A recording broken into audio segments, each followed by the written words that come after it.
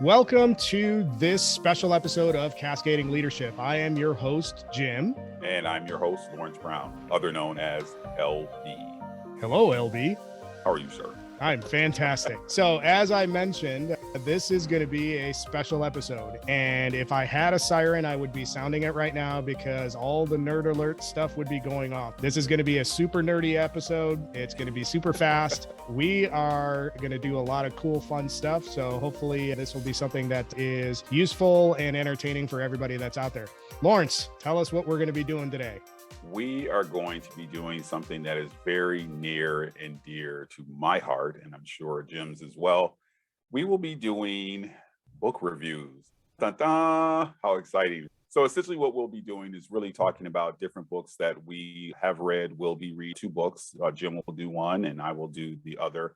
And we'll give you our points about why we think the book is important, why we enjoyed the book. I'm looking forward to this one today because I am actually going to share with you what a Gladwellian is. And the object is for us to actually rate the books. So we have, for those of you that might remember, these things that were called pocket protectors, right? So how nerdier can you be than having pocket protectors? So the rating system will be 1 for, not so much, to 5, which is absolutely amazing. And with that, we'll go ahead and get started in talking about who came out where as the pocket protector champion. Now, I know that this is in your nature and you're turning this into a competition. It's not a competition. We're just going to review the books and we're going to independently rate them on a pocket protector scale based on readability. So how easy is it to read? And also based on the reading, how can you apply it and how easy is it to apply the concepts? I think it still sounds competitive though. All right, whatever, dude. The one other programming note for everybody to be aware of, we are going to try to have this as our first audio and video podcast. So this could be entertaining. This could be really interesting for us to be able to crank out the video portion of it as well. So there's going to be a lot of firsts. It's our first book review episode. I'm actually advocating for it to be called 2 Dudes and 2 Reviews, but LB has vetoed that because he is no fun. I did not veto it. I just have to think through and 2 Dudes and 2 Reviews. I guess it does flow. Okay. Why do you always have to be such a fun killer, LB? I think that what we should actually do is actually ask the listeners to weigh in and give us your feedback on what the name could be. I think that would work too, right? Yeah, I could get down with that. This segment will be 2 Dudes, 2 Reviews, unless we have something better coming out. All right. Fair. With that being said, LB, go. What you're reading? I want to give the backstory first. So the backstory is that several years ago, there was a leader who I had been working with. He'd recently come to the organization. And he said something along the lines of leaders are readers. And the book that he threw out was Tipping Point by Malcolm Gladwell. So, of course, he was someone that made a valid point about leaders being readers. And I'm like, okay, I'll definitely check out the book. I checked out the book and I thought it was amazing. And I continued down my path about reading everything that is Malcolm Gladwell. And so if you've read everything or come close to reading everything, I'll give you, because I'm actually the first Gladwellian. If you've read at least 3 of Malcolm Gladwell's books, I'm going to let you into the Malcolm Gladwell Club, which is the Gladwellians. So the books that he's written are Tipping Point, Blink, Outliers, What the Dog Saw, David and Goliath, Talking to Strangers, and his most recent book, Bomber Mafia, which is a very good book. But today, and I posted this on LinkedIn, drum roll please, my favorite of the books is the one called Outliers. The story is a recurring theme throughout all of his books is it's about human development and his observations of humans. And if you remember in my episode, I talked about this is who I think that I've been from birth pretty much, where I've always been interested in seeing, understanding and learning, coaching, training and developing people. And that's just something that's just fascinating to me. It's something that I could do without a lot of effort because it's something that's so meaningful. Outliers talks about the concept of really a couple of things. One is the necessity for folks to be committed to their craft, to be a master of what it is that they do. And so he talks about the concept of 10,000 hours. So 10,000 committed hours to a craft or a discipline with intentionality, with a sense of focus, helps you to drive to the level of being a master. Now, of course, there's other, factors that could play into that, but that's essentially part of what he's talking about. The other part is where there are other dynamics that come into play, right? So he talks about in the book, your background could play a part. The environment that you come from plays a part. And this oftentimes is why we talk about culture as a part of leadership and being open to different types of culture within your culture to help catapult you, because we all come from different backgrounds. One of the examples that I'll give you is he was talking about why the Canadians tend to have more proficient hockey teams. Because it's always winter? Because it's always winter.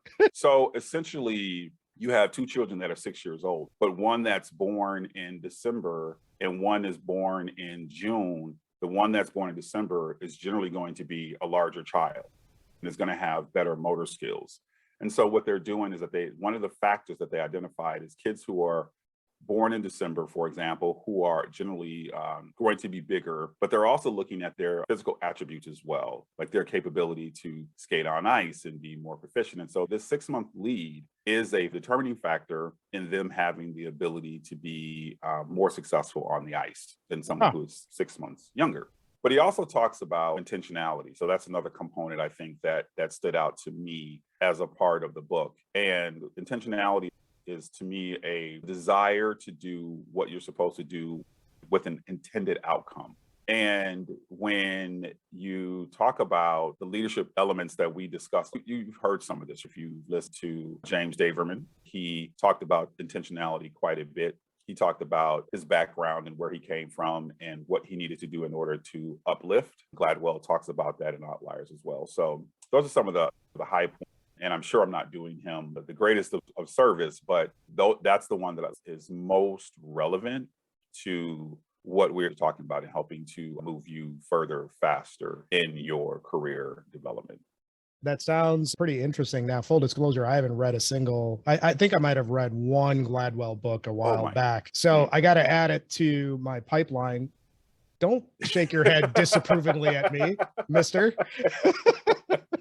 Not a single Malcolm Gladwell book? I think I've read one. In your summation, the idea of focus on mastery. And that lines up really well with another book that I'm going to review at some other point, which is called Chop Wood, Carry Water, where the focus is on execution of the task and mastery of the task versus obsession about the outcome.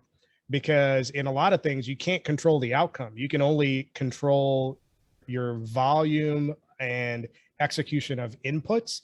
So when you're thinking about 10,000 hours to become a master at a thing, that's an input and quality of input function. They talk about practice makes perfect. No, it's perfect practice makes perfect.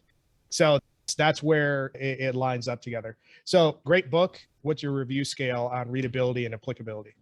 Seriously, 5 pocket protectors all day. So Tipping Point from a overall business acumen standpoint, I think is really good. Many people have read it because it was all the rage at one point. It was his catalyst for all the others. Outliers for someone thinking and talking about their own individual career, I think is easy to read. I think I read it in a couple of days. I think it's very easy. His writing style is very easy. It's very entertaining and it's also informative. And if I were to also throw out another one that would be part of his, the books that he's written would be Blink, which is also another one. And perhaps I'll cover that one in a later podcast when we are doing our book reviews. Yeah, just make sure you're not coming off as if you're on his payroll or something. All right. It's not that kind of show. It is not, but I should be. And I know that I am guilty of that because you're not the first person to say it, but I just really appreciate it. And I admire him as an author. And great. So that's the first book on the record, Malcolm Gladwell, 5 pocket protectors on the readability and applicability scale. So thanks for sharing that. And with that, I want to hear, let's drum roll please for Jim. I got to get better on my drum rolls. What is the book that you'll be reviewing today? I'll get to that in a second. And considering that you played right into my wheelhouse with all that context. So on my Clifton Strengths context comes in at number 2. So I'm going to lay out the context part of it really quickly. Throughout my career, I've spent almost my entire career in some sort of revenue responsibility related function, basically sales. I've been in sales basically my entire career in various capacities. One of the biggest problems that I had when I was coming up was this idea at the time that never really aligned well with me, which is you got to be kind of cornball, you got to be greasy, you got to like fake authenticity, all of this used car salesman type approach. And here's the thing, I've sold used cars and I was really good at it, but I never did it in a greasy way. So it always bothered just for the record, we love used car salespeople. We're talking about a certain type. Yeah, it was that cliche. Basically, when I was coming up as a sales professional, every bad thing that you've ever heard about why people hate salespeople or why salespeople are annoying and all that sort of stuff, that's what the thought leadership at the time or the execution leadership at the time taught you to sell. And it never aligned with who I am as a person. It never aligned with how I show up in the world. So I was always fighting against conventional wisdom at the time on how I should sell. I always had the results, but it was always this conversation about why can't you be this way? I was like, well, I don't want to be that way.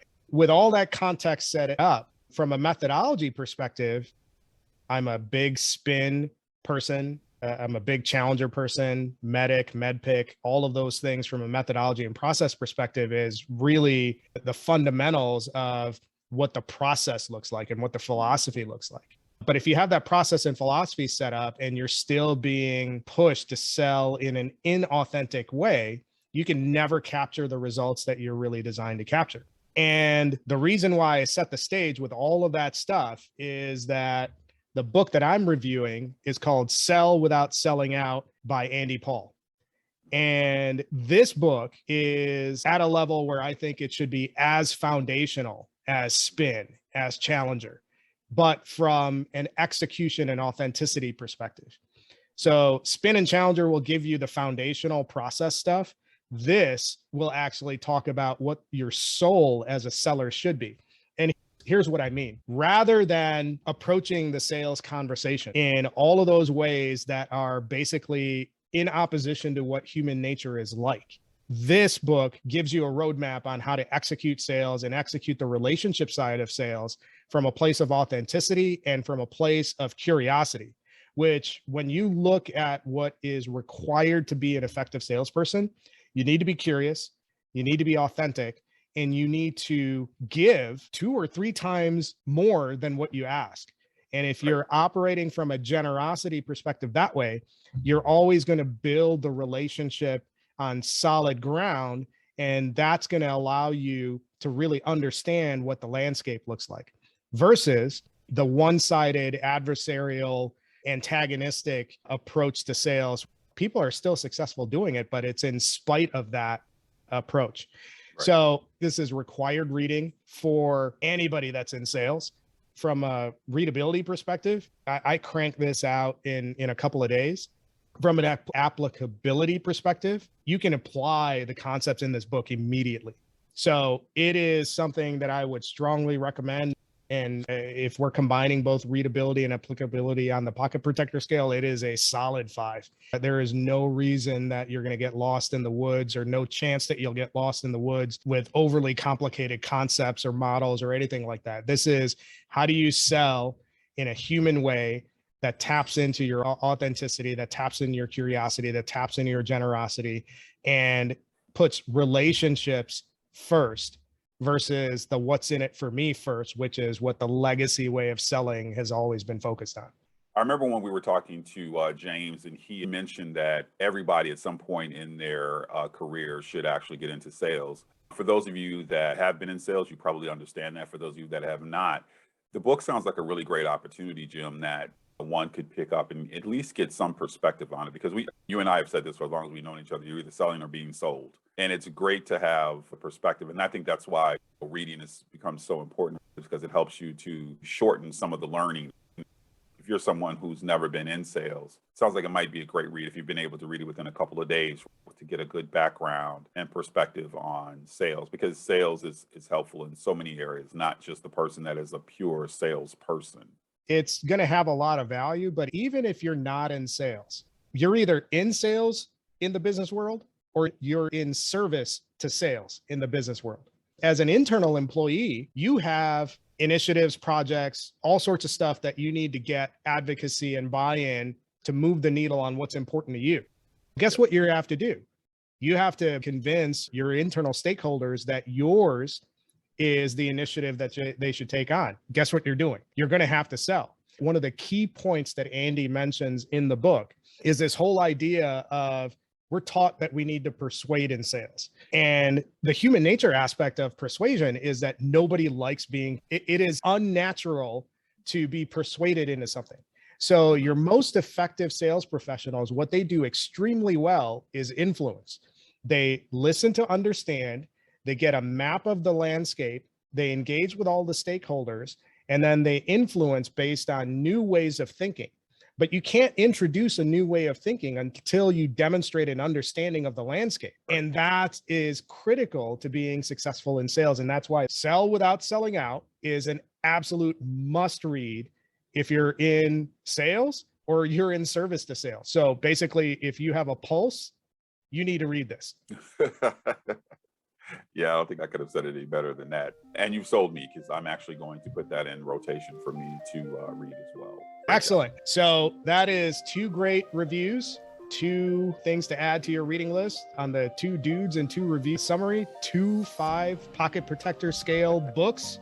So definitely go out and get it. You can find them everywhere. I don't need to tell you where you can go get a book. That wraps up this session. LB, what are some closing thoughts that you have for us? As always, we love to get your feedback. We want you to definitely check out the book reviews, the podcasts that are already out, the shows that we already have published. We have been getting a lot of feedback. We want to continue to get that feedback. Check us out from a podcast standpoint on all of the podcast platforms. On LinkedIn, we are posting probably every couple of days. We're trying to do it every day.